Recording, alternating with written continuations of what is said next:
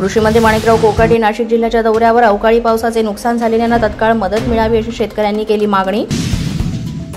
मराठवाडा विदर्भासह राज्यात अनेक ठिकाणी अवकाळी पाऊस, 20 पडून 5 जण मृत्यू, तर छत्रपती संभाजीनगरमध्ये गारपीट, 24 तासात पुन्हा पाऊस बरसण्याची शक्यता। प्रीपेड इलेक्ट्रिक स्मार्ट मीटरला आव्हान, विदर्भ वीज ग्राहक संघटनेची मुंबई हायकोर्टाच्या नागपूर खंडपीठात जनहित याचिका, मीटर लावण्याचा निर्णय हा मनमानी कारभार, याचिकेत आरोप। पुण्यात जुळ्या मुलांना जन्म दिल्यानंतर मातेचा दुर्दैवी मृत्यू, पुण्यातील दीनानाथ रुग्णालयातील प्रकार, रुग्णालय प्रशासनाकडून रुग्णाच्या नातेवाईकांकडून 10 लाखांची मागणी, हलगर्जीपणामुळेच मृत्यू झाल्याचा कुटुंबाचा आरोप। मुंबईच्या गोरेगावमधील पत्राचाळीतील 672 पुनर्विकास योजनेतील लाभार्थ्यांना घराचा ताबा मिळणार, सकाळी 11 वाजता सोडत काढण्यात येणार।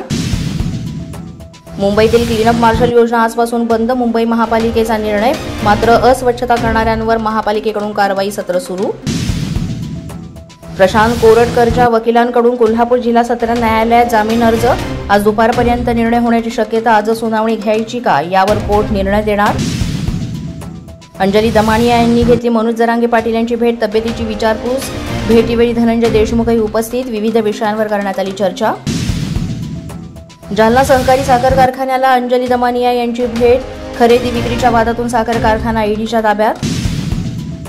अर्जुन खोतकरांविरोधात लढा उभारण्याची वेळ आली आहे, खोतकर यांनी जालना साखर कारखान्याची माती केले, खोतकरांनी अद्याप कामगारांची देणीही दिली नाहीत, दमानिया यांनी केले गंभीर आरोप। अशाच नवनवीन व्हिडिओसाठी पोलीस माझा न्यूजचं YouTube चॅनल सबस्क्राईब करा, तसंच आमचं फेसबुक, इंस्टाग्राम आणि ट्विटर अकाउंट फॉलो करा।